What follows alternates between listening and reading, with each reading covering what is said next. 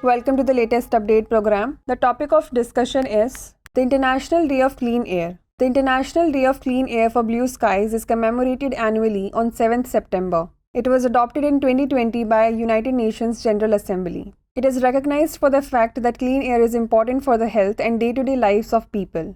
Air pollution is single greatest environmental risk to human health and one of the main avoidable causes of death and disease globally. This year's theme is Together for Clean Air, focuses on the need for stronger partnerships, increased investment to overcome air pollution. Now let us look into air pollution impact on health. Tiny invisible particles of pollution penetrate deep into our lungs, bloodstream and bodies. These pollutants are responsible for about 1/3 of deaths from stroke, chronic respiratory disease, and lung cancer.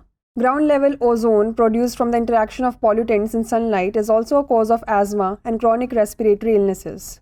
Short-lived climate pollutants are among those pollutants most linked with both health effects and near-term warming of the planet.